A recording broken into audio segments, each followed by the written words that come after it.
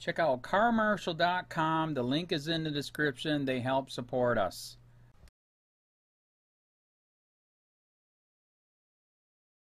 The racist Punta Gorda city manager Howard Kunik trying to erase the black history from the city. The police control the NAACP and have told them to obey and submit. Effort to rename Trobway Woods moves on, despite protest. By Jonathan Choice. Staff writer.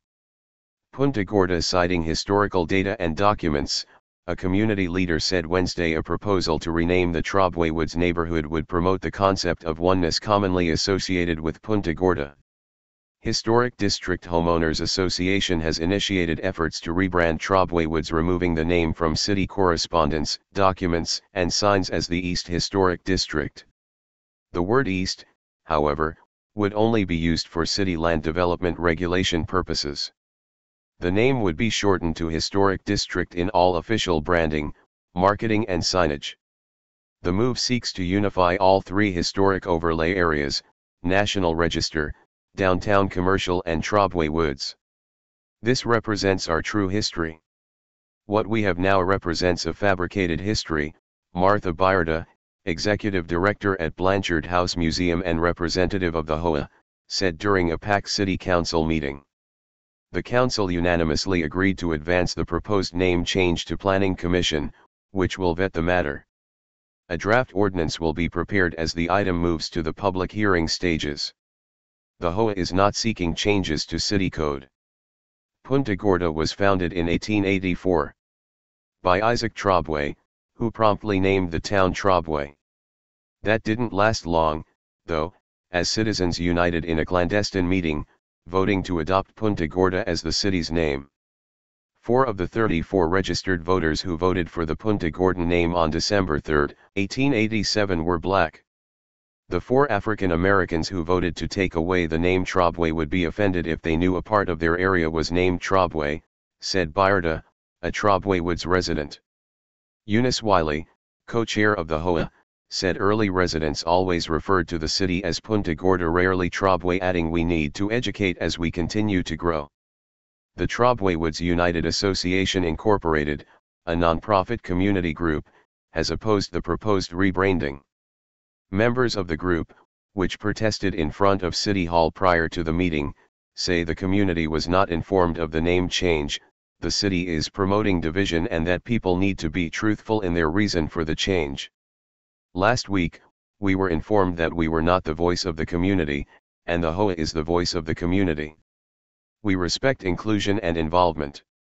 Our voice will not be silent, said Anna Colwood, president of TWUA, the nonprofit arm of Trobway Woods Development Corporation. Colwood, who asked if segregation was returning to Punta Gorda in a previous statement, lives in Fort Myers, according to the Lee County property appraiser. She said she rents an apartment in Trobway Woods and stays there while working. Without naming names, District 1 Councilman Haha Cummings said, there are crime and infrastructure deficiencies because the people that profess to be representing the neighborhood don't live in the neighborhood, but interface with the city as if they actually are residents. The Trobway Woods neighborhood was formed in 2007 when the Trobway and Woods plats were combined.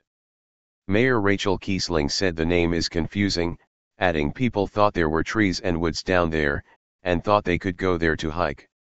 While beneficial from a marketing perspective, Cummings said unifying the historic district has social and cultural significance. We're in a cultural renaissance and looking back on a glorious past, he said. We're going to put our house back together. Even at the height of the Jim Crow era, we were a unified city, we always acted with a sense of community. We need to fix this for both social and cultural reasons. This is something that residents, those that live in the district, desire for themselves as well. Both the HOA and TWUA were criticized by community members for lack of communication. Julie Moore, a Trobway Woods resident, said no one wants to move to East Punta Gorda because of its stigma. In changing names, she said it should bring about geographic equality and promote beautification throughout the district. When did Trobway Woods become historical? Moore asked. If we are part of the historical district, We don't look like they do on the west side. We are looking for better lighting. They already have it on the west side. Let's think about this and work together. The east side is still being left out, she added. If we're going to be a part, let's be an equal part. The Historic Preservation Advisory Board recommended the proposal for approval at its meeting last week. Email, jscholes@sun-herald.com. Speaking out against a perceived lack of communication and respect, a group led by Trobway-Woods United Association pushes back against a proposed renaming of the Trobway-Woods neighborhood. The plan calls for all 3 historic overlay areas to unite into a historic district. Sun photos by Michelle Haskell. A group of protesters line the streets of Marion Avenue in Punta Gorda to voice disapproval for the proposed renaming of the Trobway-Woods neighborhood, which was created in 2007 when 2 plats combined.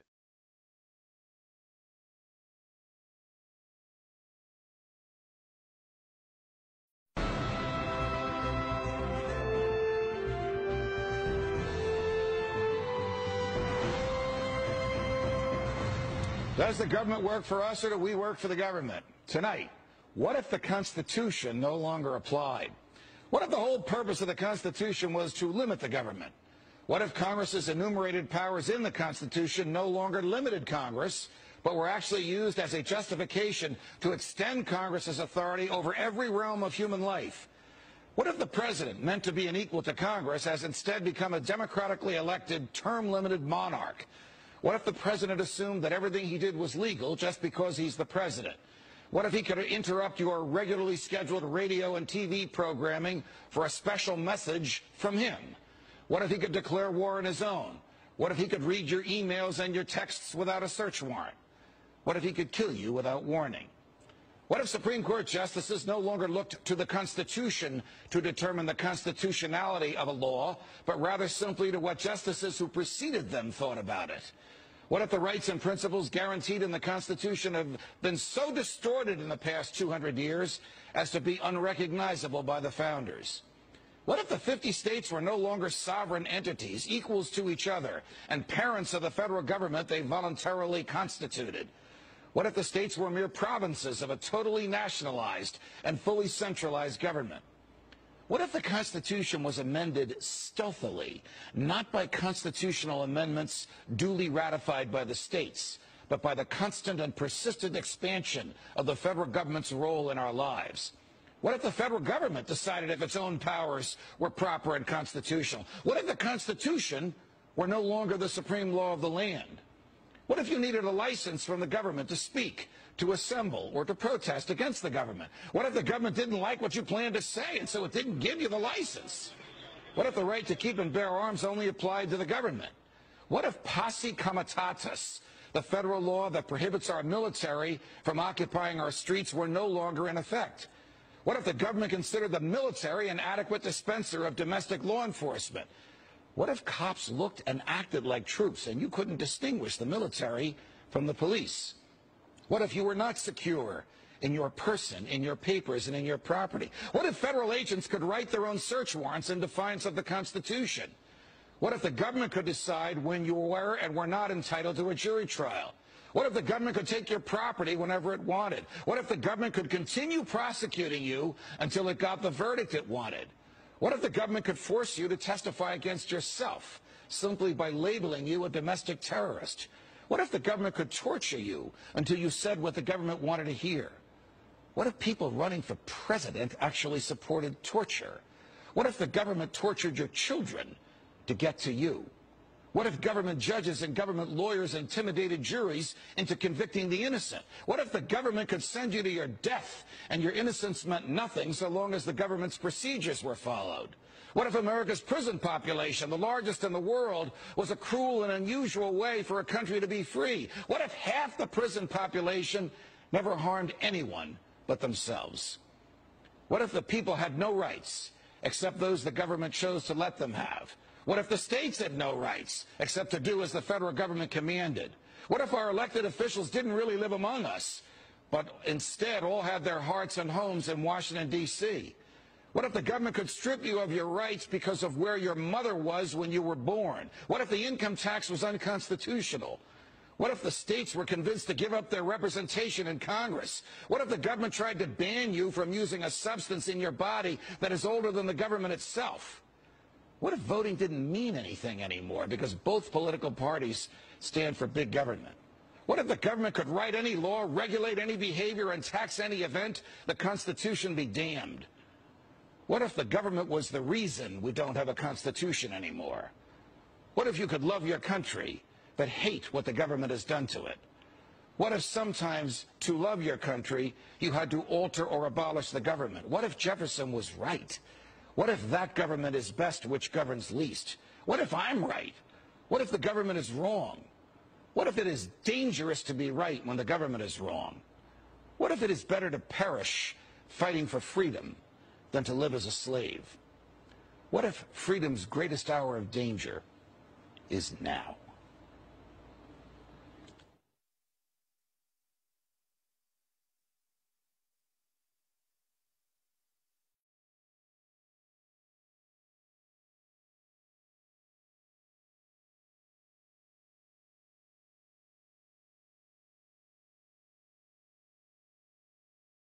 County. This is Charlotte County Cop Watch, and I wanted to explain what fair use is. You can use pieces of news articles if you're doing it for news reporting, you have commentary, and you're doing it for education purposes. So that's what fair use is, as you can see right here. Another reason why I wanted to make this video is to let you know I have just joined with Patreon. A nice thing with Patreon, I make no money on YouTube. They took the money away years ago, and so this is another way to give, and it's a nice thing too because you can give monthly. You can give $1, $5, $10, whatever. I do 4 to 5 hours a day on trying to wake the sheeple up on how corrupt it is and different ways that you can fight the corruption. So Patreon is a way that you can do it, and then of course the old way is still there. Donate to Charlotte County Cop Watch with PayPal or credit card. So keep that in mind. 4 to 5 hours a day. I make no money, but the corruption happened to me and I'm sick of it, so I'm trying to wake people up. But my wife would love it if if we could get some help out there. There's 47,000 subscribers. Just think if each one of you subscribers just gave let's say actually yes, $1 a month. 47,000 subscribers gave $1 a month. That would be awesome. That's not going to happen. But anyways, that would be great if it did happen. But do the math in your head. Just think about it. Like I said, 4 to 5 hours a day. I get no money from YouTube. YouTube has gone nuts. You can't do anything anymore. They're taking the money away everywhere. So these are a couple different ways that you can still help out with all this time that I put in. And as you know, I'm in a special situation where at least I can do it. 4 to 5 hours a day. We have a cleaning company during the day. That's what allows me to do this, and we're debt free. So this is my hobby. I don't go fishing and all that other crap. I try to save the world.